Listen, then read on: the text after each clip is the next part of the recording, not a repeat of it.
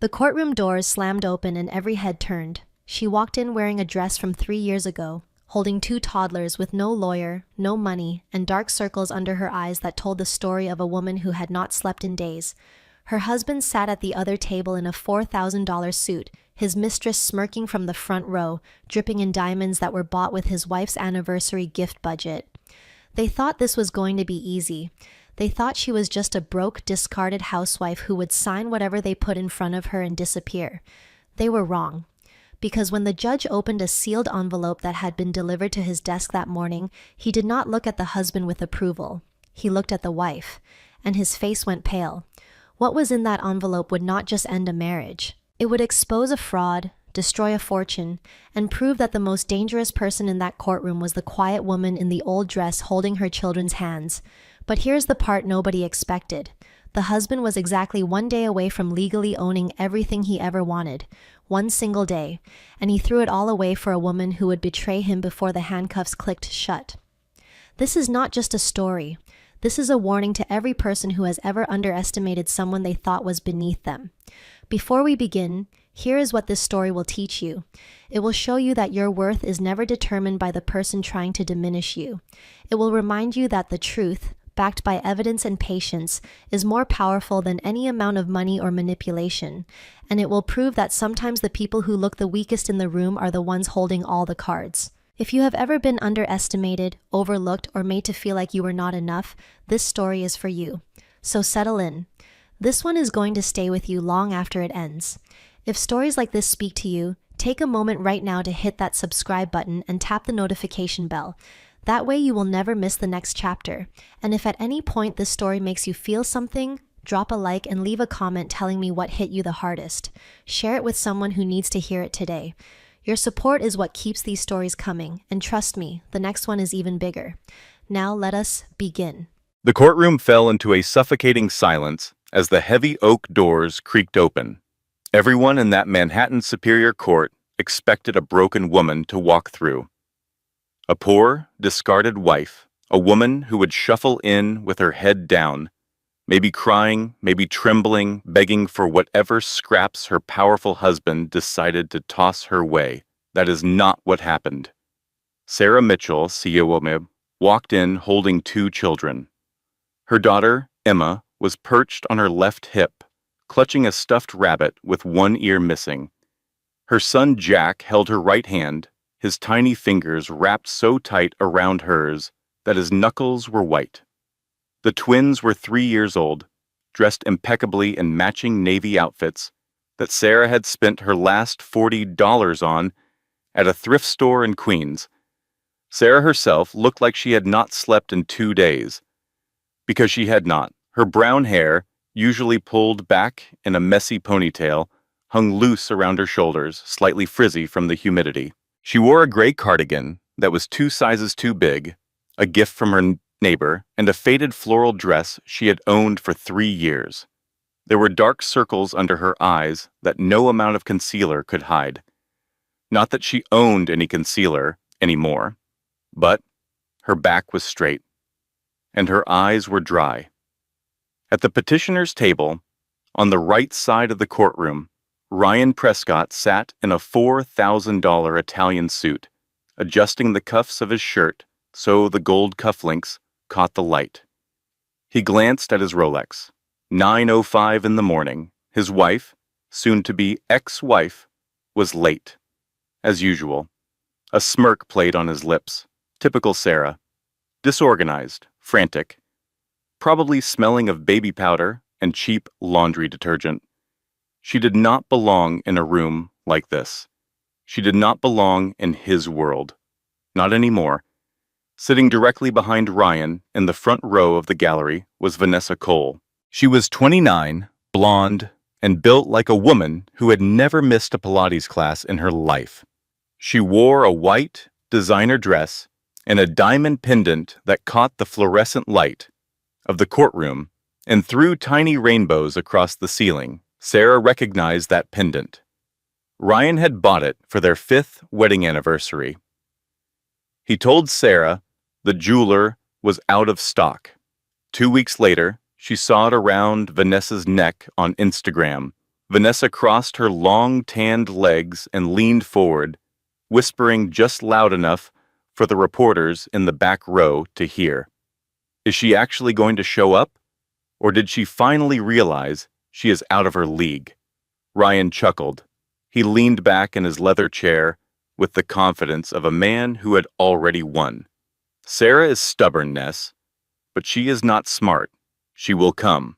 She probably thinks if she cries enough, the judge will give her the house. He tapped the thick folder in front of him. The prenuptial agreement. His lawyer, Derek Loomis, had assured him it was ironclad, unbreakable. Derek was the most expensive divorce attorney in New York City, a man who had never lost a custody case, and he was currently arranging his papers with the precision of a surgeon preparing to operate. Do not worry, Ryan added, patting Vanessa's hand across the wooden barrier. By noon, I will be a free man, and we can finally start planning that trip to Turks and Caicos. Vanessa beamed. She glanced down at her flat stomach and smiled. And our little one will have a proper last name, not like those two she drags around. She was referring to Emma and Jack. Ryan felt a flicker of irritation at the mention of them. He had never really wanted children. Sarah had insisted. She had pushed and pushed until he gave in, and now those two loud, messy, needy toddlers were the reason this divorce was going to cost him a few headlines. All rise, The bailiff called out, cutting through the murmurs of the packed gallery. The heavy door behind the bench opened and Judge Robert Callahan walked in. He was 62 years old, with steel gray hair and a face that looked like it had been carved from granite. He had been on the family court bench for 27 years. He had seen every lie, every performance, every crocodile-sawed tear that human beings were capable of producing. He did not smile. He did not frown. He simply existed as a force of judgment. Judge Callahan settled into his chair, arranged his robes, and looked over the rim of his glasses at the empty table on the left side of the courtroom. The petitioner is present, the judge said, his voice low and gravelly. Where is the respondent? Derek Loomis stood up, smoothing his tie with practiced elegance. Your Honor, it appears that Mrs. Prescott has failed to appear at the scheduled time. Given her history of instability and her lack of respect for these proceedings, we move to proceed with a default judgment in favor of my client, Mr. Prescott.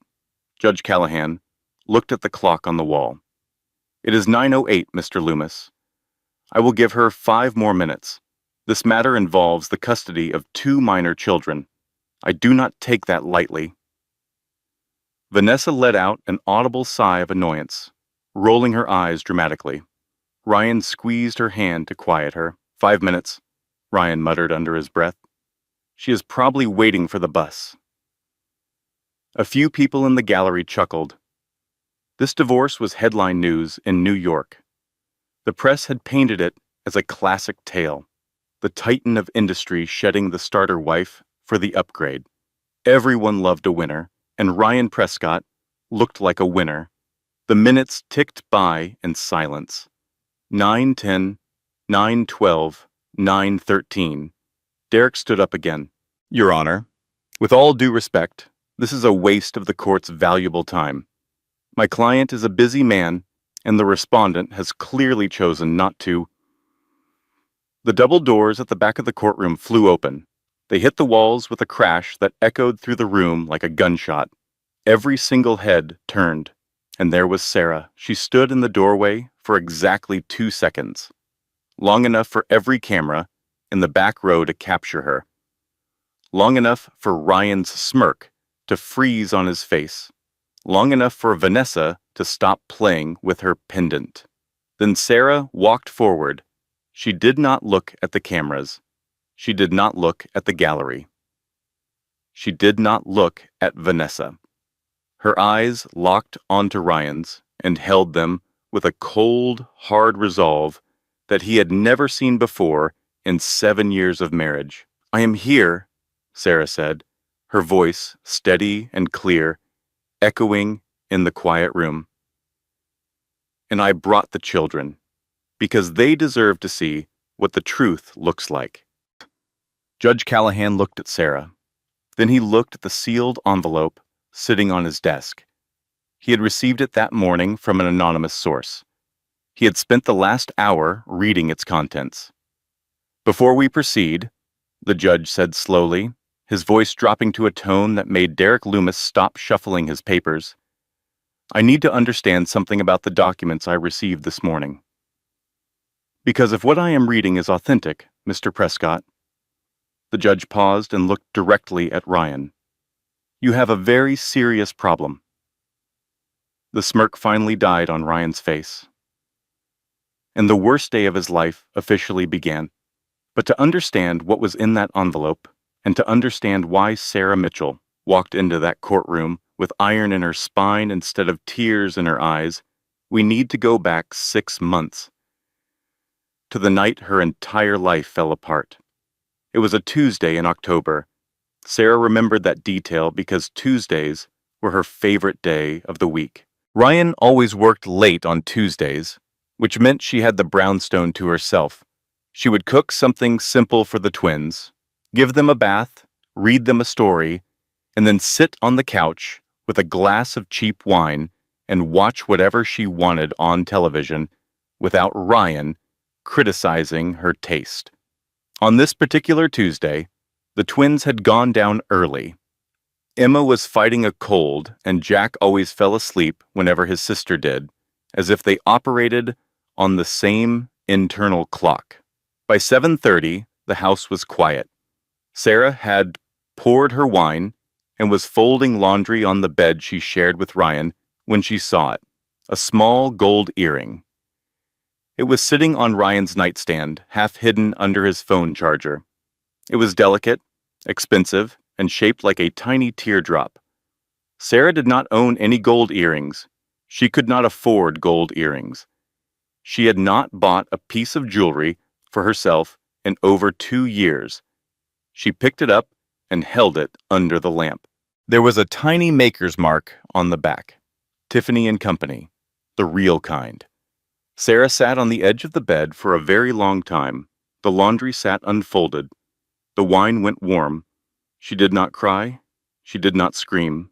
She just sat there, turning that little gold teardrop over and over in her fingers, feeling something inside her chest crack open like a fault line.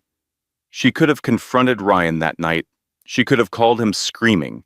She could have thrown his clothes out the window like they do in the movies. But Sarah Mitchell was not a screamer. She was a coder, and coders do not react on emotion. They gather data first. Over the next 2 weeks, Sarah became a detective in her own marriage. She checked Ryan's credit card statements, the ones he thought she could not access because he had changed the password. He had changed it to Vanessa, with a capital V and the number 1. It took Sarah 4 guesses.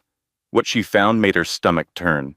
Hotel rooms at the Mandarin Oriental, $300 dinners at restaurants Sarah had never been to. A weekend trip to Miami that Ryan had told her was a technology conference. And jewelry. Lots of jewelry. Necklaces, bracelets, and 1 diamond pendant that cost $11,000. Their anniversary pendant. The one the jeweler was supposedly out of stock on. Sarah printed everything. She sat at the kitchen table after the twins were asleep and organized the evidence into a folder, her hands steady, her mind quiet. She labeled each printout with the date and amount. She highlighted the lies. This was not rage. This was documentation. And here is something that every person listening to this story should know, because it could save your life someday. If you ever discover that your spouse is cheating, your first instinct will be to confront them. Do not. Your second instinct will be to tell your best friend. Do not do that either. Your first move should be to document everything. Screenshot every transaction. Save every receipt. Print physical copies and store them somewhere your spouse cannot access. Because once the confrontation happens, the evidence starts disappearing. Ryan proved that rule 2 weeks later. Sarah finally confronted him on a Thursday evening. She waited until the twins were asleep. She set the folder on the kitchen table. She poured 2 glasses of water, not wine, because she wanted to be completely clear-headed for this conversation. Ryan came home at 8:30. He walked into the kitchen, saw the folder, and knew immediately what it was. Sarah watched his face cycle through 3 expressions in 2 seconds. Surprise, anger, and then, terrifyingly, relief. "So you found out," Ryan said. He did not sit down. He stood in the doorway of the kitchen, loosening his tie like this was a minor inconvenience. 11 months, Sarah said quietly. That is how long the credit card charges go back. Was it longer than that? Ryan shrugged. He actually shrugged. Does it matter? It matters to me. Well, maybe that is the problem, Sarah. Everything matters to you. Every little thing becomes a crisis. I forgot to call, crisis. I worked late, crisis. I bought the wrong kind of milk, crisis. He pulled out a chair and sat down, not across from her, but at the head of the table. A power position. You want the truth? Fine. Yes, Vanessa and I have been seeing each other, and honestly, it has been the best year of my life. Sarah felt the words hit her chest like physical blows, but she did not flinch. She had rehearsed this moment in her mind for 14 days. She knew he would try to make this her fault. She was ready. I want you to move out, Sarah said. We can discuss the divorce terms when you have had time to. Ryan laughed. It was a short, sharp sound. Move out? Sarah, I am not moving anywhere. This is my house. It is our house. Both names are on the deed. Both names are on a lot of things. But we both know who actually pays for everything around here. He leaned forward. Here's what is going to happen. I already filed for divorce. My lawyer served you this morning. Check the mailbox. Sarah felt the ground shift beneath her. You already filed? 3 days ago. While you were busy playing detective with the credit card statements, I was playing chess. He tapped the table. The prenuptial agreement, Sarah. The one you signed 7 years ago without even reading. It gives you $25,000. Total. No spousal support, no claim on the company, and I am petitioning for full custody of the twins. Custody? Sarah's voice cracked for the first time. On what grounds? Financial instability. No employment history for 3 years. Emotional volatility.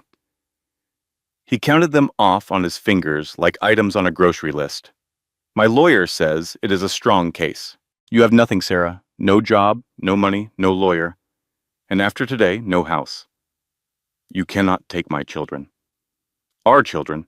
And I can provide them with the best schools, the best nannies, and the best life. What can you provide them? A studio apartment and food stamps? Sarah stared at him. This was not the man she had married. Or maybe it was, and she had just never wanted to see it. I built your company, Ryan, she said, her voice barely a whisper. I wrote the code. Ryan stood up. He buttoned his jacket. He looked at her the way you might look at a stain on a restaurant tablecloth. Mildly annoying, easily replaced. You helped, he said. And now you are done helping. I will give you 48 hours to pack what you need. Vanessa is moving in this weekend.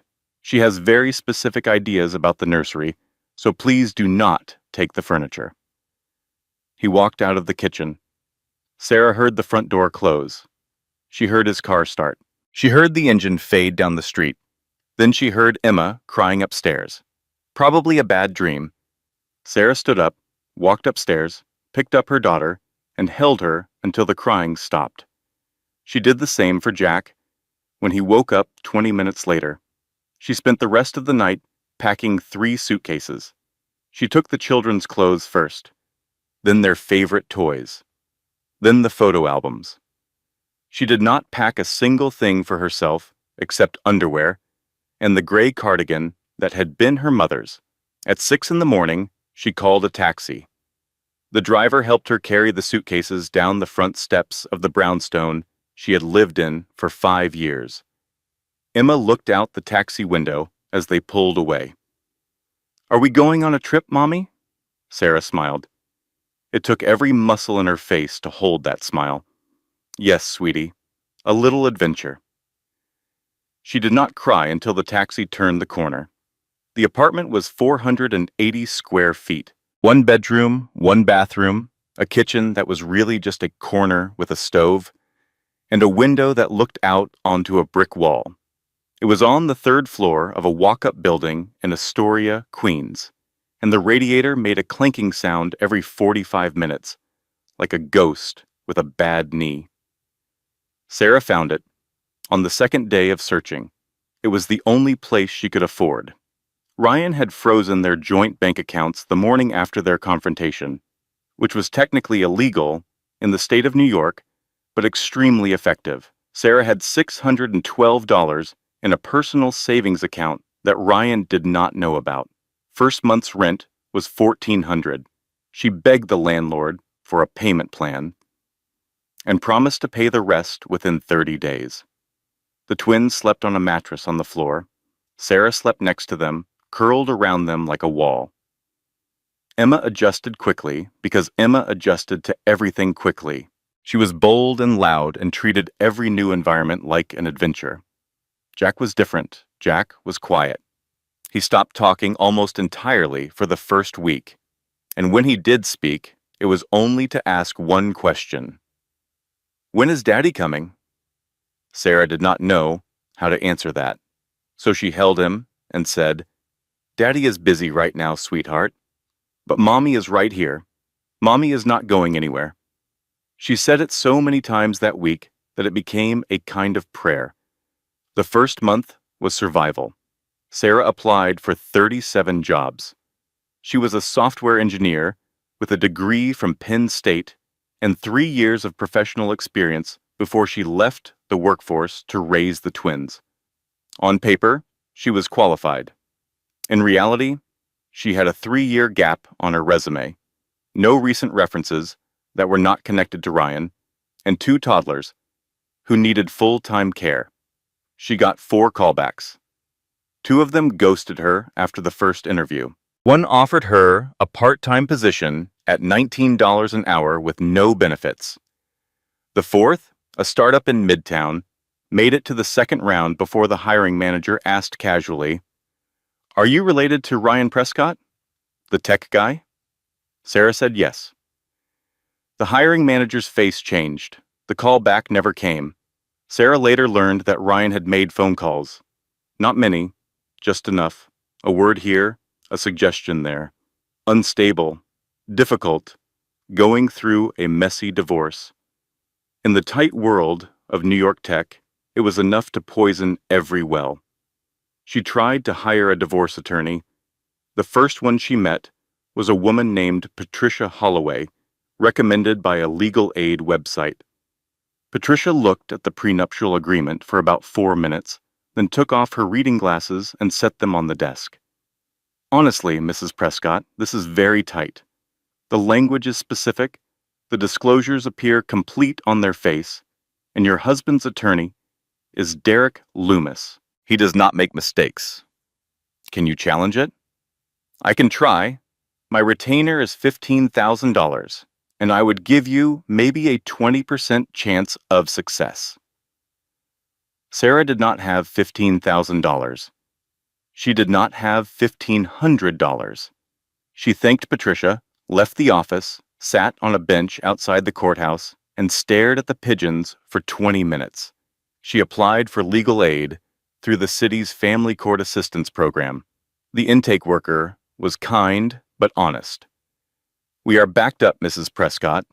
The current wait for a family law attorney is approximately 4 months. The custody hearing is in 6 weeks. I understand. I will put you on the priority list, but I cannot make promises." Sarah nodded.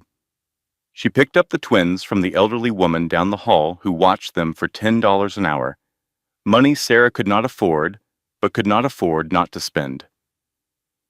She carried them up 3 flights of stairs, because the elevator was broken again. She heated up canned soup for dinner. She gave the twins a bath in a tub that was slightly too small for both of them, and rid them, goodnight moon twice, because Jack asked for it twice, and Sarah could not say no to Jack about anything right now. Then she sat on the kitchen floor at 2 in the morning, surrounded by legal papers she did not fully understand, and she fell apart. It was not dramatic. There was no screaming. There was no throwing things. It was just a woman sitting on a linoleum floor in a tiny apartment, pressing a dish towel against her mouth so her children would not hear her cry. She cried until her ribs ached. She cried until the dish towel was soaked through, and at one point she picked up her phone, scrolled to Ryan's number, and her thumb hovered over the call button. She wanted to beg. She wanted to say she was sorry, even though she had nothing to be sorry for. She wanted to hear him say something kind, even if it was a lie, because she was so tired and so scared and so completely alone that even a false kindness would have felt like oxygen. She put the phone down. She pressed her palms against the cold floor and breathed. And then she heard a knock on her door. It was 11:30 at night, which was not a normal time for visitors in Astoria. Sarah wiped her face, checked the peephole, and opened the door. Standing in the hallway was a woman in her late 50s with curly gray hair, reading glasses perched on top of her head, and a cat tucked under one arm. She was wearing a bathrobe and slippers and holding a plate covered in aluminum foil. "I am Maggie," the woman said. "I live in 4B right below you. I can hear your little ones running around during the day, which is fine. Children should run, but I can also hear you crying at night, and that I cannot ignore." She held out the plate. "It is banana bread. I made too much. Also, I am being nosy. May I come in?" Sarah stared at her. Then she laughed. It was a strange, hiccuping laugh that was dangerously close to another round of tears. "I look like a disaster," Sarah said. "Honey, I have looked worse than you on a good day. Are you going to let me in, or should I stand here until the cat gets restless? He bites." Sarah let her in. They sat at the tiny kitchen table and ate banana bread at midnight while the twins slept 10 feet away. Sarah did not plan to tell Maggie anything, but Maggie had a way of asking questions that did not feel like questions. They felt like invitations. And before Sarah knew it, she had told this stranger in a bathrobe everything: the marriage, the cheating, the prenup, the frozen accounts, the custody threat. Maggie listened without interrupting. When Sarah was done, Maggie set down her fork and said, "What kind of prenup?" "The bad kind." "I was a paralegal for 30 years, Sarah, at 3 different law firms. I have seen every kind of prenup that exists. There is no such thing as an airtight one. There are only lawyers who did not look hard enough." She leaned forward. "Do you have a copy?" "I have the original. I brought it when I left." "Get it." Sarah got it. Maggie put on her reading glasses, the ones from the top of her head, and read the prenuptial agreement from the first page to the last. It took her 40 minutes. Sarah watched her face for clues, but Maggie's expression did not change until page 11. "Ha," Maggie said. "What?" "This disclosure form, the one your husband filled out listing his assets at the time of signing." Maggie tapped the page. He listed Prescott Tech as being worth $50,000. "That sounds about right. It was just a startup back then. A startup that had already received its first round of venture capital funding." Sarah blinked. "Yes, about 3 months before the wedding. $2.4 million. And he listed the company at $50,000. The silence in the kitchen was different now. It was the silence of something clicking into place. He lied on the disclosure form, Maggie said, looking at Sarah over the rim of her glasses. In New York, a prenuptial agreement is only valid if both parties entered into it with full and accurate knowledge of each other's financial standing. If one party misrepresented their assets, the entire agreement can be voided. She paused. That does not just weaken the prenup, Sarah. It could destroy it. Sarah felt something she had not felt in weeks. It was small and fragile, and she was almost afraid to name it because naming it might make it disappear. It was hope. For the next 3 weeks, Sarah's life split into 2 parallel existences. During the day, she was a mother. She fed the twins scrambled eggs for breakfast because eggs were cheap and protein-rich. She took them to the free playground on 31st Street. She read to them, played with them, held them when they cried, and pretended that everything was normal, even when nothing was normal. At night, after the twins were asleep, she walked down one flight of stairs to apartment 4B and became something else entirely. A researcher, a strategist, a woman building a case to save her own life. Maggie's apartment was the opposite of Sarah's. It was cluttered, warm, and smelled like coffee and cat hair. Every surface was covered with books, most of them legal texts that Maggie had kept from her decades as a paralegal. The cat, whose name was Objection, had a habit of sitting on whatever document was most important at any given moment. He knows, Maggie said one night, shooing the cat off a stack of financial disclosures. He always knows which paper matters most. It is uncanny. They worked every night from 9 until midnight, sometimes later. Maggie taught Sarah how to read legal filings. She showed her how to request financial discovery documents from the court. She explained the difference between a motion and a petition, between discovery and deposition, between what lawyers say and what lawyers mean. Derek Loomis is expensive, Maggie said one night, tapping a pen against her coffee mug. But expensive does not mean thorough. I have seen his work before. He relies on intimidation. He overwhelms the other side with paperwork and reputation. But when someone actually reads the fine print, he gets sloppy. How do you know his work? Maggie smiled a tight, knowing smile. My second husband's divorce attorney was Derek Loomis. It was 1998. He filed 4 motions with the wrong case number. The judge was not amused. You were married to someone who hired Derek Loomis. I was married 3 times, Sarah. First one was love. Second one was stupidity. Third one was spite. I do not recommend the last 2. But I learned something from each one, and what I learned from number 2 was that lawyers are only as good as the work you force them to do. Sarah laughed.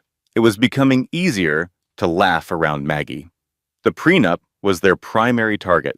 Maggie had identified the fraudulent disclosure form, but they needed more than just the venture capital discrepancy. They needed to prove a pattern of concealment. Sarah still had access to an old personal laptop from when she worked at Prescott Tech. Ryan had never asked for it back, probably because he had forgotten she had it. On that laptop were emails, documents, and most importantly, access to the company's old code repository. The code, Sarah said one night, staring at the laptop screen.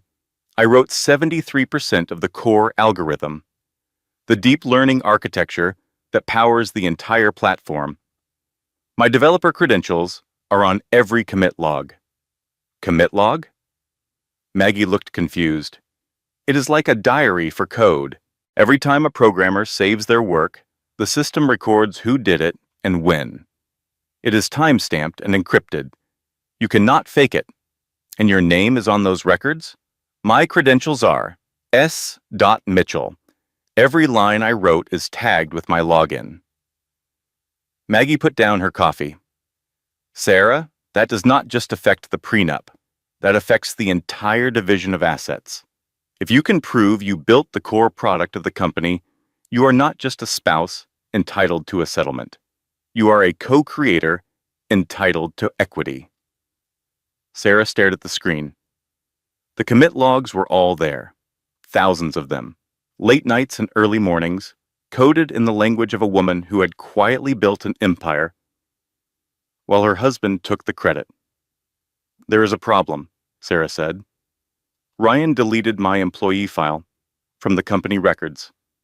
He told the board I was just a supportive spouse who occasionally helped with testing. He deleted your file and removed my name from the current repository, but he cannot delete the backups. The original cloud backups are stored on a third-party server. They are archived automatically. Even Ryan does not have the admin rights to touch them. Can you access them? Sarah was already typing. I wrote the backup system, Maggie. I literally built the door. They retrieved the original commit logs at 1:37 in the morning. Maggie printed them on her ancient inkjet printer, which took almost an hour because there were over 200 pages. They sat on the floor of Maggie's living room, surrounded by paper, and Objection the cat walked across all of it. This is real evidence, Maggie said quietly. This changes everything. Sarah nodded, but she had learned something in the past month.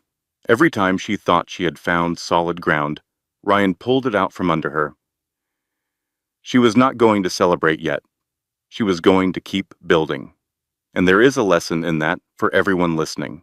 When you are fighting for your life, whether it is a divorce or a custody battle or any situation where someone with more power is trying to crush you, do not stop at one piece of evidence.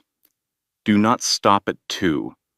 Build your case like a wall, brick by brick, so that when they try to knock it down, it holds. Because they will try to knock it down. That is what people like Ryan do. They do not give up. They escalate. And Sarah was about to learn exactly how far Ryan Prescott was willing to go. The call came on a Monday morning, 3 weeks before the hearing. Sarah's phone buzzed while she was making oatmeal for the twins. She did not recognize the number, but she answered it because she had learned to answer every call. You never knew when it might be the legal aid office finally getting back to you. Mrs. Prescott, this is Claire Donahue. Margaret Brennan gave me your number. Claire Donahue was 28 years old. She had passed the bar exam 11 months ago. She worked at a small family law practice in Brooklyn that took pro bono cases when they could, and she had a voice that sounded like she was permanently out of breath because she talked fast and thought faster. Maggie told me about your situation, Claire said. I have reviewed the prenuptial agreement and the financial disclosures. I would like to represent you. Sarah gripped the phone. I cannot pay you. I have almost nothing. This would be pro bono, full representation through the hearing. Maggie called in a favor with my boss. She apparently helped his mother with a property dispute in 2014. He owed her. Why would you take this case? It is complicated, and Derek Loomis is a bully with a nice suit. I have been waiting for a case like this since I passed the bar. Mrs. Prescott, I am young and I am inexperienced, but I am thorough, and I believe you have a very strong case. Will you let me help? Sarah looked at the twins. Emma was putting oatmeal in Jack's hair. Jack did not seem to mind. Yes, Sarah said. Please. The next 2 weeks were intense. Claire, Sarah, and Maggie formed an unlikely legal team that operated primarily out of Maggie's apartment. Claire brought legal expertise and filings. Sarah brought the technical evidence. Maggie brought coffee, banana bread, and 30 years of knowing how courtrooms actually worked. They filed a motion to challenge the prenuptial agreement based on fraudulent asset disclosure. They prepared the code commit logs as evidence of Sarah's contributions to Prescott Tech. They documented Ryan's freezing of the joint accounts and his attempts to blacklist Sarah from employment in the tech industry. And then, exactly 12 days before the hearing, something unexpected happened. Sarah received an email from Tommy Reeves. Tommy was Ryan's college roommate and the chief financial officer of Prescott Tech. He and Ryan had been inseparable since their freshman year at Columbia. They had built the company together, or rather, Tommy had managed the money, while Ryan took the spotlight, and Sarah wrote the code that made everything work. The email was short. It read, "Sarah, I need to talk to you, not by email, not by phone, in person. It is about the company financials. There are things you need to see. Meet me at the diner on Lexington and 53rd, Wednesday at noon. Come alone. Please." Sarah showed the email to Claire and Maggie. "It is a trap," Claire said immediately. "Ryan sent him to feel you out." "Maybe," Maggie said, stroking Objection's head. "Or maybe the rats are starting to leave the ship." Sarah went to the meeting. She sat in a booth at the back of the diner and ordered a coffee she could not afford. Tommy showed up 15 minutes late, looking like he had not slept in a week. He slid into the booth across from her without making eye contact. "I am sorry," he said before Sarah could speak. "I should have said something a long time ago." "Said something about what?" Tommy opened a folder and pushed it across the table. Inside were financial statements, internal memos, and a series of emails between Ryan and Derek Loomis. "Ryan has been cooking the books," Tommy said, his voice barely above a whisper. "Not a lot, but enough. He has been redirecting company funds to personal accounts. The apartment for Vanessa, the jewelry, the trips, all of it came from the company operating budget, listed as consulting fees and business development expenses." Sarah flipped through the documents. Her stomach turned. "There is more," Tommy continued. "Last month, Ryan told me to delete your employee records from the system. All of them. Your personnel file, your code contributions, everything. He wanted it to look like you never worked there. I know. I found the backups." Tommy's eyes widened. "The cloud archives? I thought those were encrypted." "I built the encryption, Tommy." He stared at her for a long moment. Then he almost smiled. "You were always the smartest person in that company. Ryan knew it. That is why he was so afraid of you." "Why are you telling me this now?" Tommy looked down at his coffee. His jaw tightened. "Because he is going to pin the embezzlement on me. I can see it coming. He has been CCing me on every suspicious transaction for the last 6 months, building a paper trail that points at me. If the auditors come, I am the one who goes to prison, not him. So this is self-preservation."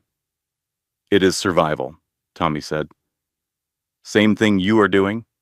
He was right, and Sarah was not in a position to be picky about motives. Tommy agreed to testify.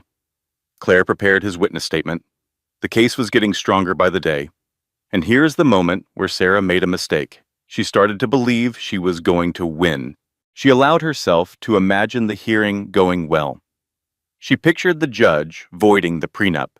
She pictured getting custody of the twins. She pictured finding a good job, a bigger apartment, maybe even a small house somewhere with a yard.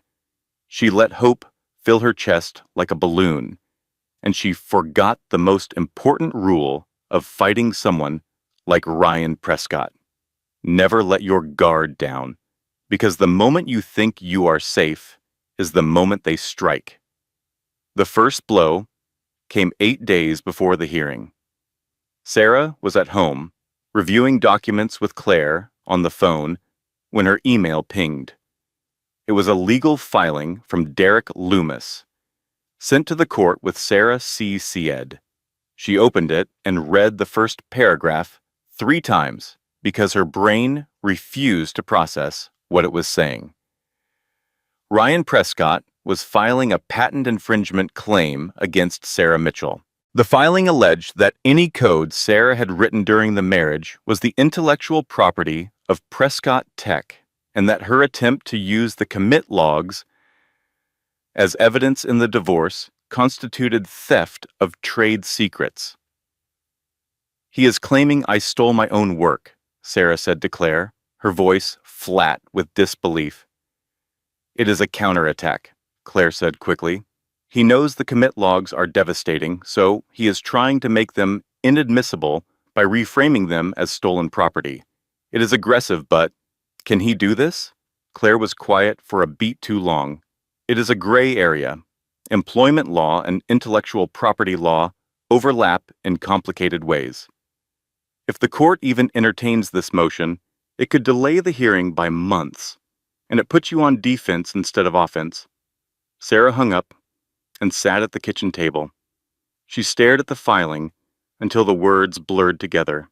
She thought about Ryan sitting in his corner office, smiling, knowing exactly what this would do to her.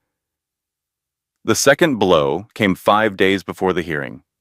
Derek Loomis filed a motion to introduce new evidence regarding Sarah's parental fitness. The evidence was an audio recording. A voicemail Sarah had left for Ryan 2 months earlier on the worst night of her life. She had been running a fever of 102. Emma had an ear infection and had been screaming for 3 hours straight. Jack was crying because Emma was crying. The apartment was freezing because the radiator had died. Sarah had not eaten a real meal in 2 days. At 11:45 that night, delirious with exhaustion and fever, she had called Ryan's phone. It went to voicemail, and Sarah, at her absolute lowest, had said words that she did not mean and could never take back. I cannot do this anymore, Ryan. I cannot handle them alone. Sometimes I just want to walk out the door and never come back. I am so tired. I am so tired. Please, just take them for a few days. Please. On the recording, without context, without knowing about the fever or the ear infection or the broken radiator, Sarah sounded like a mother who wanted to abandon her children. Derek Loomis played the recording in his motion filing and argued it proved Sarah was emotionally unstable and unfit for custody. Sarah listened to the recording at Maggie's kitchen table. She heard her own voice, ragged and broken, and she wanted to reach through time and hold that woman and tell her it was going to be okay. He kept it, Sarah whispered. He never called me back that night, but he kept the voicemail. He kept it as ammunition, Claire said, her jaw tight. He was planning this before he even filed for divorce. The third blow was the worst. 3 days before the hearing, Sarah's phone rang at 7 in the morning. It was a woman from the New York City Department of Child Protective Services. Someone had filed an anonymous complaint about the living conditions in Sarah's apartment. An investigator would be visiting within 48 hours. Sarah knew instantly who had filed the complaint. She did not need evidence. She did not need proof. She knew it the way you know when a storm is coming by the way the air changes. She called Ryan. He picked up on the second ring. She could hear Vanessa in the background, laughing at something. Ryan, please, whatever you are trying to prove, leave the kids out of this. I do not know what you are talking about, Sarah. The CPS complaint. If someone is concerned about the welfare of my children, that sounds like a legitimate issue. Maybe you should focus on providing them with a suitable home instead of calling me. You froze my accounts. You took my home. You blacklisted me from jobs. You are the reason I am living like this, and you know it. There you go again, Ryan said, his voice smooth and practiced. Blaming everyone else. The anger, the instability. The judge is going to see it, Sarah. And when he does, those kids are coming home to a real house with a real parent. He hung up. Sarah looked around her apartment. The mattress on the floor, the milk crates she used as shelves, the crack in the ceiling she kept meaning to report, the window that did not lock properly. She had 48 hours. She did not panic. She could not afford panic. Panic was a luxury for people who had backup plans. She cleaned the apartment from floor to ceiling. She scrubbed every surface. She organized every closet. She borrowed a proper bed frame from Maggie and hauled it up 3 flights of stairs by herself. She pinned the twins' artwork on every wall. She bought fresh flowers, real ones, from the bodega on the corner, spending $8 she did not have because she needed the apartment to look like a home and not a bunker. When the CPS investigator arrived, a middle-aged man named Gerald, who looked like he had seen everything, Emma grabbed his hand the moment he walked through the door. "This is my room," Emma announced, dragging him toward the bedroom, "and that is my brother Jack. He does not talk much, but he is nice." Gerald looked around the apartment. He opened the refrigerator. He checked the bathroom. He watched the twins play. He asked Sarah the questions in a neutral voice that gave nothing away. Sarah answered everything honestly because she had nothing to hide. When he left, Gerald paused at the door. He was not supposed to say anything, but he looked at Sarah and gave her a small nod. "Children appear well-nourished, happy, and securely attached," he said, as if reading from a form he had already filled out in his head. "No concerns." The door closed. Sarah leaned against it and slid to the floor. She pressed her hands over her face and breathed. She had survived, barely. But the hearing was in 2 days, and Ryan had already proven that he would use every weapon available, including their children, to win. That night, Maggie came upstairs with a bottle of cheap wine and 2 glasses. "We survived," Sarah said, pouring. "Honey, when I was married to my second husband, I survived a kitchen fire, a tax audit, and his mother moving in, all in the same month. This is Tuesday." Sarah actually laughed.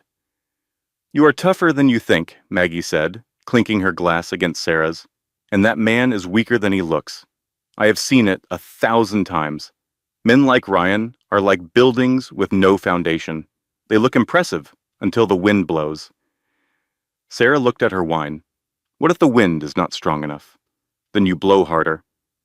The morning of the hearing, Sarah woke up at 4:30. She could not sleep, so she did not try. She sat on the edge of the borrowed bed frame and watched the twins sleep. Jack was holding Emma's hand, as he always did, their small fingers intertwined like roots of the same tree. She showered. She put on the gray cardigan and the floral dress. Claire had offered to lend her something more professional, but Sarah said no. She did not want to pretend to be someone she was not. She was a mother who had been knocked down, and she was going to stand up in exactly the clothes she had been knocked down in. Maggie met her downstairs at 7:30. She was going to sit in the gallery and watch the twins while Sarah was at the defendant's table. "Remember," Maggie said, straightening Sarah's cardigan like a mother sending her child to the first day of school, "do not react to anything Ryan says. Do not react to anything his lawyer says. Let Claire handle the legal arguments. Your job is to be calm, clear, and honest. That is your superpower, Sarah. You tell the truth. They do not." Claire was waiting at the courthouse. She was wearing a navy blue suit that was slightly too big for her, carrying a briefcase that was slightly too full, and looking like she was about to either win her first major case or throw up. Possibly both. "Are you ready?" Sarah asked. "I have been ready for this since law school," Claire said. "Let us go." And so Sarah walked into the courtroom. She pushed open those heavy oak doors, holding Emma on her hip and Jack's hand in hers, and she walked down the center aisle while every head in the room turned to look at her. Ryan was already seated. Vanessa was in the gallery. Derek Loomis was shuffling his papers. The press was in the back row. The stage was set. Sarah sat down at the defendant's table. Claire sat beside her. The twins went to Maggie in the gallery. Emma waved at the judge. Judge Callahan's mustache twitched, which was as close to a smile as he ever got. Derek Loomis went first. He was polished. He was confident. He presented Ryan as a successful business leader and devoted father who simply wanted the best for his children. He presented Sarah as an unemployed, unstable woman living in substandard conditions with no means of support. He played the voicemail. The recording echoed through the courtroom. Sarah's voice, broken and desperate, saying the words that haunted her. I cannot do this anymore. Sometimes I just want to walk out the door and never come back. The gallery murmured. Ryan shook his head with practiced sadness. Claire stood up. She was nervous. Her hands trembled slightly as she opened her briefcase. But when she spoke, her voice was steady. Your Honor, my client was recorded without consent during a moment of extreme physical and emotional distress. She was running a fever of 102 degrees. Her daughter had an ear infection. The heating in her apartment had failed. She had been awake for over 20 hours. Any parent in this courtroom would understand that moment. It was not abandonment. It was exhaustion. She paused. And it was recorded and kept by a man who never called her back. Not that night, not the next morning. He did not check on his children.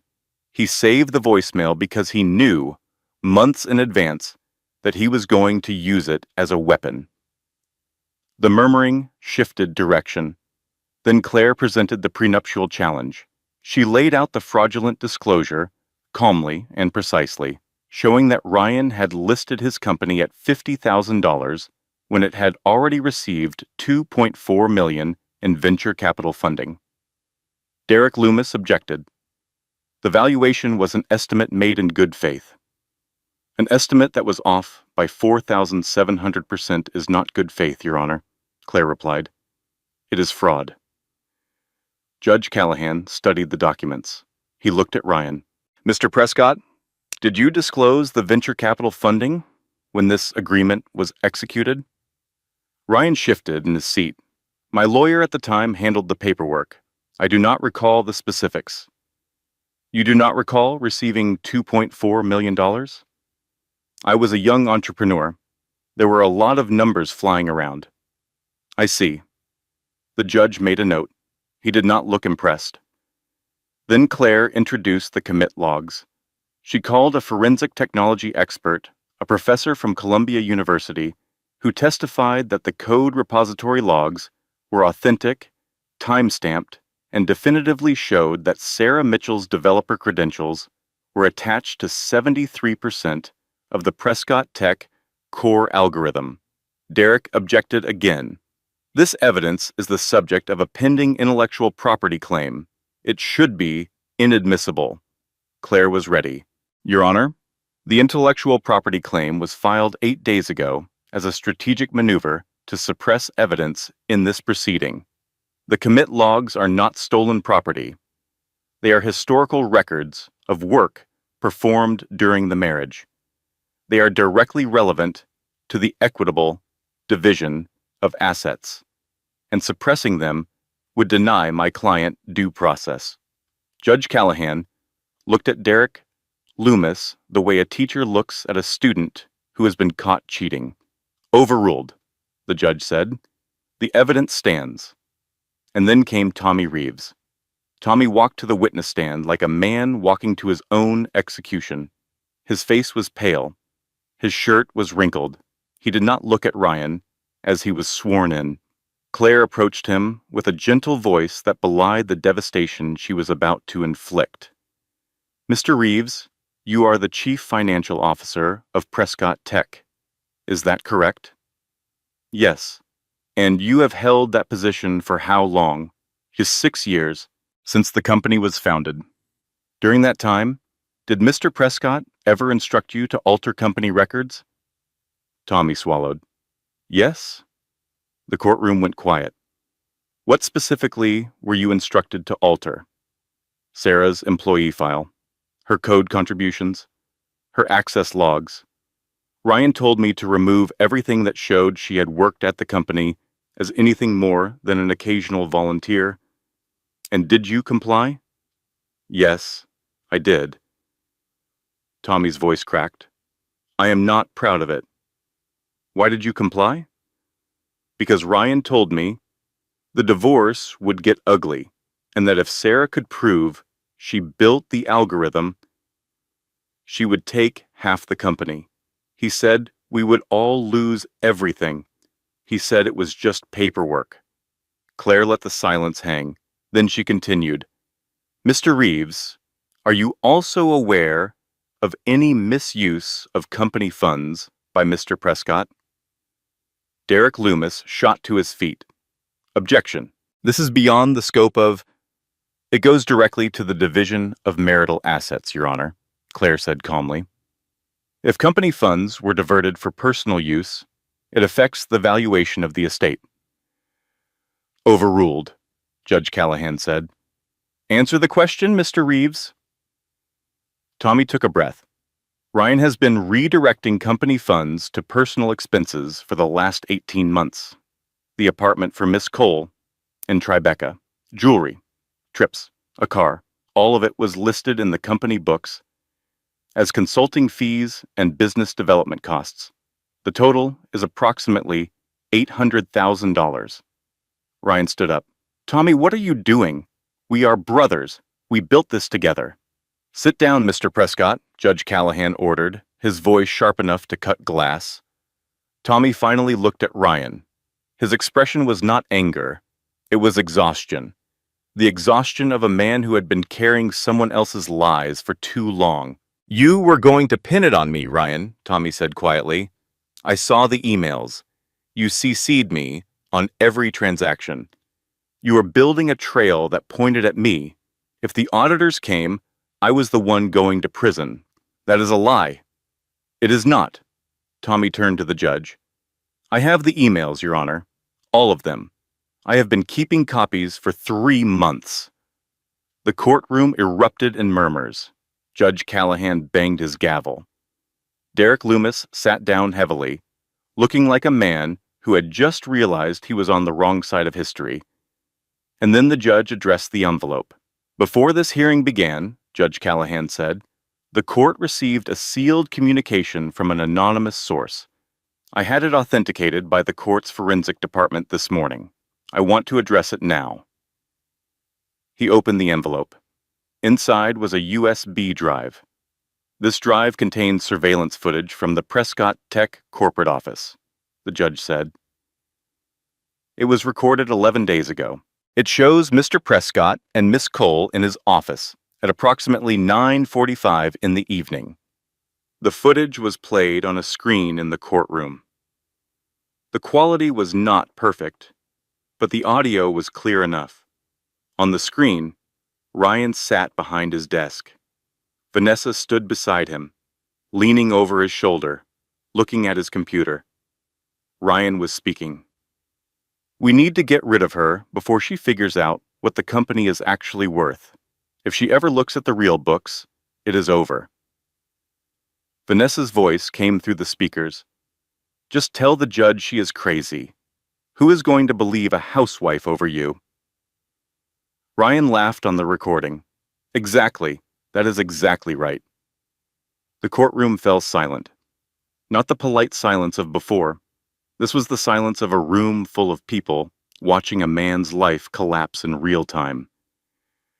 Vanessa stood up from the gallery. Her face was white. She grabbed her purse and started moving toward the door. Miss Cole, Judge Callahan said, his voice calm as a frozen lake, I would recommend staying. Leaving now would look very bad for you. Vanessa sat back down. She looked at Ryan. Ryan looked at the screen where his own face was still frozen in a moment of arrogant laughter. He looked like a man who had just been shown a photograph of his own grave. Mr. Loomis, the judge said, would you like a recess? Derek Loomis was already packing his briefcase. He snapped the latches shut with the practiced efficiency of a man who knew when to cut his losses.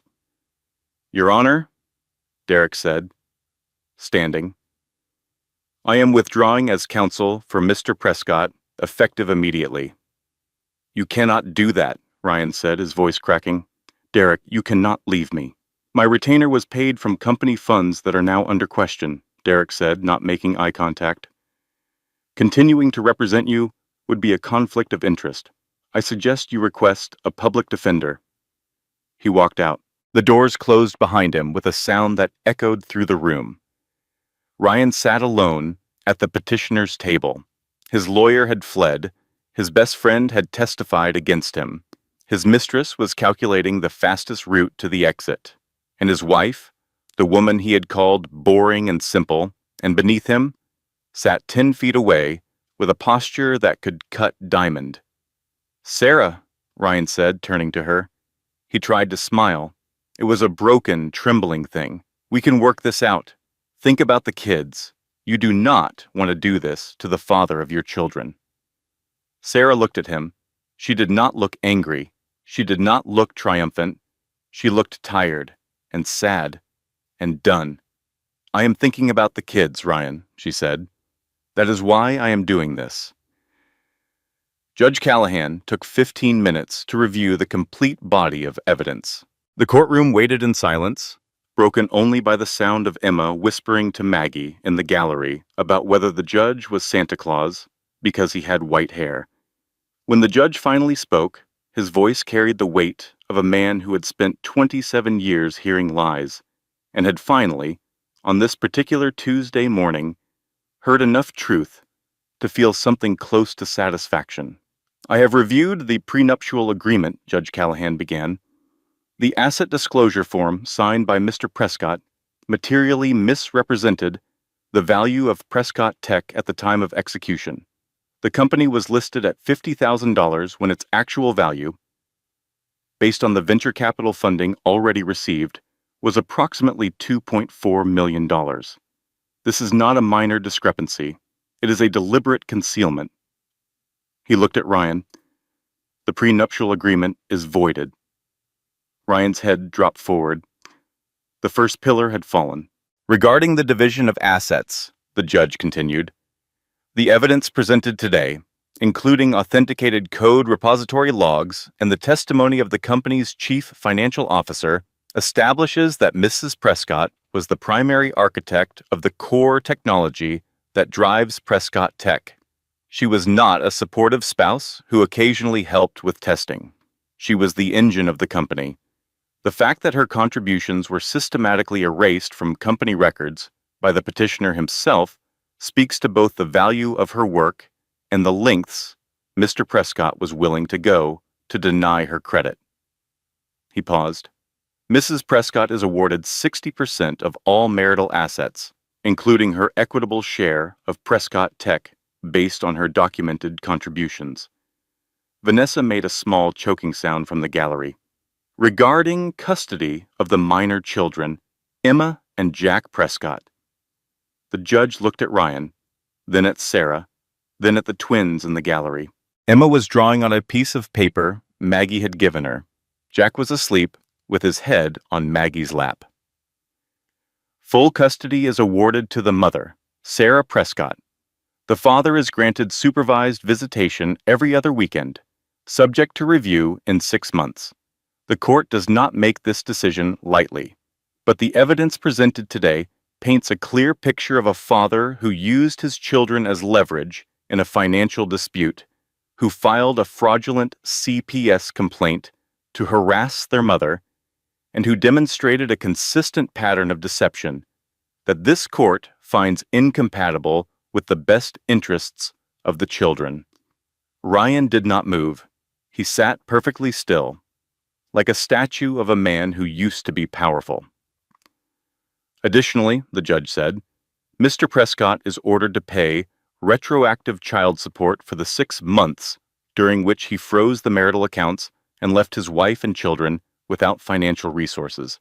The amount will be calculated based on his income and submitted to the court within 30 days. The judge made a final note. "The financial irregularities described in today's testimony, including the alleged embezzlement of company funds and the destruction of employer records, will be referred to the district attorney's office for investigation.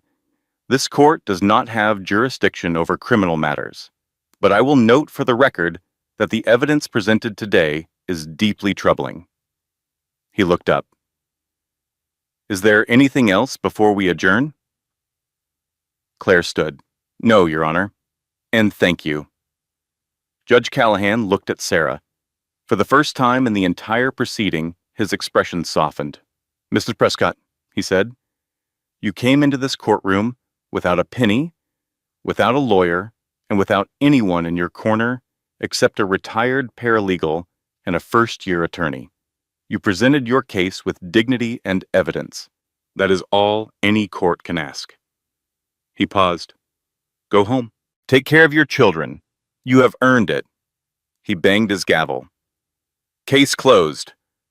The courtroom erupted. The reporters surged forward. Cameras clicked. People in the gallery stood up and started talking all at once. Sarah did not hear any of it. She walked to the gallery, picked up Jack, took Emma's hand, and held them both so tight that Emma said, "Mommy, you are squishing me." "I know, baby. I know." Maggie was crying. She was pretending she was not, dabbing at her eyes with a tissue and muttering something about allergies, but she was crying. Claire was shaking. Her hands were trembling and her eyes were bright, and she looked like she had just climbed Everest in her slightly too big navy suit. "You did it," Claire said to Sarah. "We did it," Sarah said. She looked at Claire, then at Maggie. "All of us." They walked out of the courtroom together. The hallway was chaos, reporters shouting questions, cameras flashing, people trying to get a statement.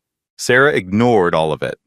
She walked straight to the elevator, holding her children, flanked by a retired paralegal with a cat named Objection and a 28-year-old lawyer who had just won her first case. In the elevator, Emma looked up at Sarah. "Mommy, did we win?" Sarah pressed the lobby button. The doors closed. The noise disappeared. "Yeah, baby," Sarah said. "We won." And here's the thing that Sarah did not say out loud, but knew in her bones. She had not won because she was rich or powerful or connected. She had won because she told the truth.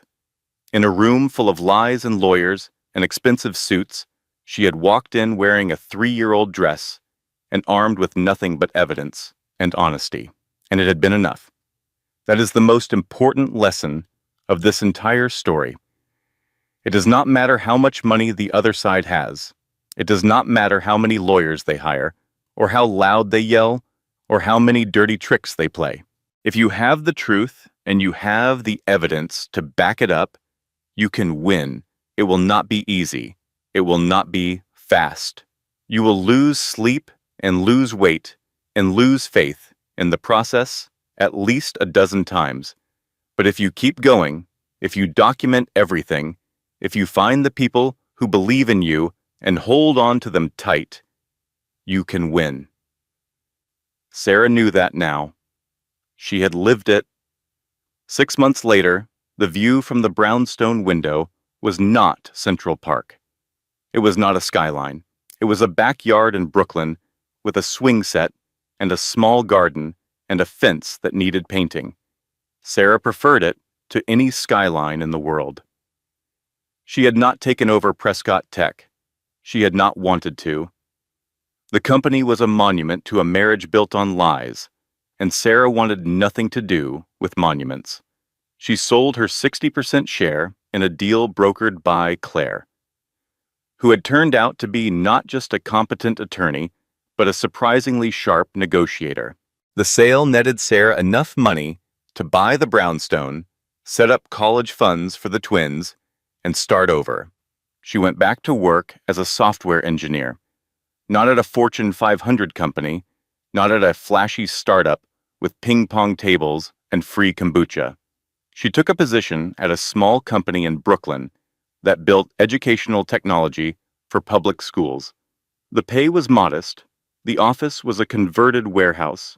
Her boss was a woman named Rachel, who wore sneakers to work and ended every meeting with, "Go home and hug your kids." It was perfect. The twins were thriving. Emma, now almost 4, had developed a passion for telling everyone exactly what she thought about everything, a trait that Sarah found both exhausting and deeply admirable. Jack had started talking more. Not a lot, but enough. His favorite word was why, which he deployed approximately 400 times a day. Maggie came over every Sunday for dinner.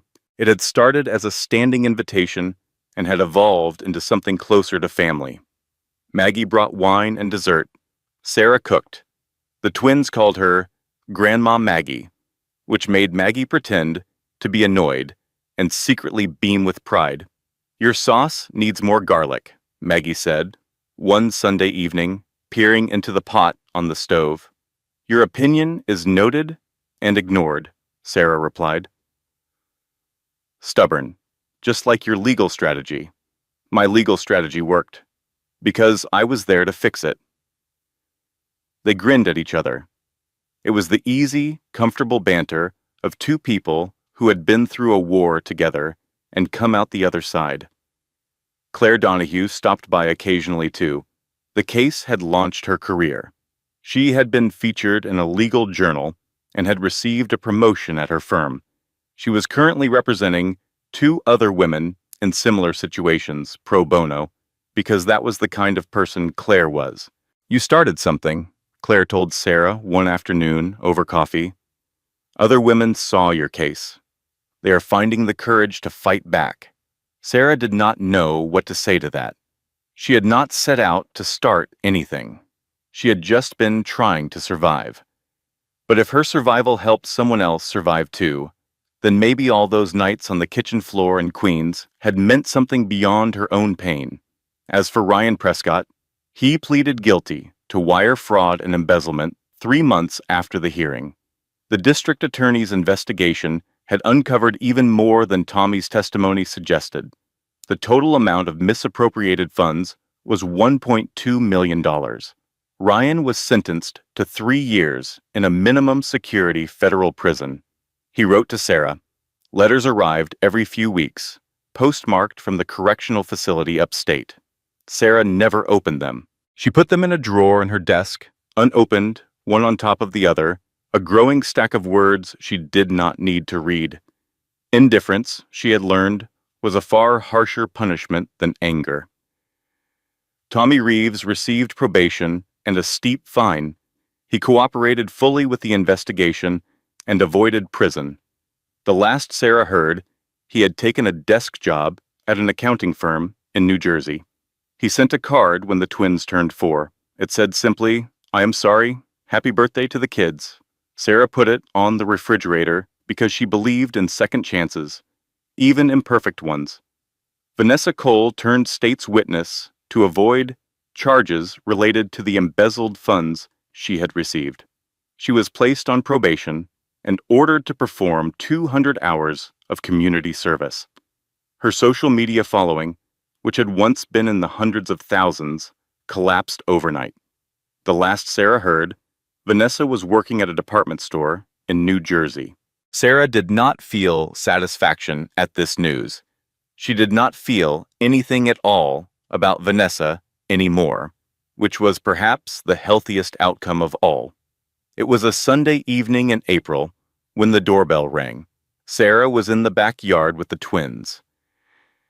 Emma was attempting to do a cartwheel and failing spectacularly. Jack was sitting in the grass, examining a ladybug with the intensity of a scientist studying a new species. "I will get it," Maggie called from inside. A moment later, Maggie appeared at the back door holding a large envelope. "Delivery," she said. "No return address." Sarah wiped her hands on her jeans and took the envelope. It was heavy, made of thick cream-colored paper. There was no return address, just her name, written in neat, formal handwriting. She opened it at the kitchen table while Maggie poured wine and the twins ate goldfish crackers on the back porch. Inside was a letter, on the letterhead, of a law firm Sarah had never heard of. Hamilton, Strauss and Associates. The letter was addressed to Sarah Ann Mitchell and began with a paragraph of legal language that took her a moment to parse. Then she reached the second paragraph and stopped breathing. Dear Miss Mitchell, we represent the estate of Dr. Harold James Mitchell, deceased. Our firm has been engaged in a comprehensive audit of Dr. Mitchell's financial holdings following the resolution of a prolonged probate dispute. This audit has revealed that Dr. Mitchell held a 12% founding stake in Meridian Biosciences, Incorporated, a biotechnology firm that was acquired earlier this year for $4.3 billion. As his sole surviving heir, you are entitled to the full value of this stake, which after applicable taxes and fees is estimated at approximately $418 million. Sarah put the letter down. She stared at it. She picked it up and read it again. Harold James Mitchell, her father, the man who had left when she was 2 years old, the man her mother never talked about except to say he was gone and was not coming back. The man Sarah had spent her entire childhood believing was a nobody who had abandoned his family because he did not care enough to stay. He had been a scientist, a researcher, a man who had helped found a biotechnology company and had apparently held onto his shares without telling anyone. He had died 3 years ago. The probate dispute had taken this long to resolve because apparently Harold Mitchell had been as messy with his paperwork as he had been with his personal relationships. Sarah sat at the kitchen table for a long time. The letter sat in front of her. The wine sat untouched. Maggie read the letter over her shoulder and said nothing for once in her life. $418 million, Sarah finally said. That is a lot of garlic, Maggie said. Sarah laughed. It was a real laugh, deep and full, the kind that comes from a place beyond humor, from a place where absurdity and wonder and exhaustion all collide. What are you going to do? Maggie asked. Sarah looked out the window at the backyard. Emma had given up on cartwheels and was now trying to teach Jack how to do a somersault. Jack was not interested. He was still looking at the ladybug. I do not know, Sarah said honestly. She folded the letter and put it back in the envelope. She put the envelope in the kitchen drawer, right next to the stack of unopened letters from Ryan. She would deal with it later, or tomorrow, or next week. Right now, her children were playing in the yard. Maggie was pouring wine. The sauce needed more garlic, even though she would never admit it. And the evening light was coming through the kitchen window in that golden way that only happens in April, when the days are getting longer and the air smells like cut grass and possibility. She had survived a marriage built on lies. She had survived a man who tried to erase her from her own life. She had survived the worst year of her existence with nothing but a retired paralegal, a first-year lawyer, a cat named Objection, and the stubborn refusal to let anyone tell her she was not enough. She did not need $418 million to know her worth. She had figured that out on a kitchen floor in Queens at 2 a.m, eating a goldfish cracker that her daughter had placed in her hand. But if the universe wanted to give her a safety net after everything she had been through, well, she was not going to argue with the universe. Sarah stood up, walked to the back porch, and sat down on the steps. Emma ran over and climbed into her lap, smelling of grass and sunscreen. Mommy, who was at the door? Nobody important, baby. Just a letter. What did it say? Sarah kissed the top of her daughter's head and watched Jack gently pick up the ladybug and place it on a leaf. It said that sometimes, when you have been through the hardest thing you can imagine, life surprises you. Not because you deserve it more than anyone else, but because you kept going. You kept going when it was dark and scary, and you did not know how it was going to end. And sometimes that is enough. Emma considered this with the seriousness of a 3-year-old evaluating a profound statement. "Can we have ice cream?" Sarah smiled. A real smile.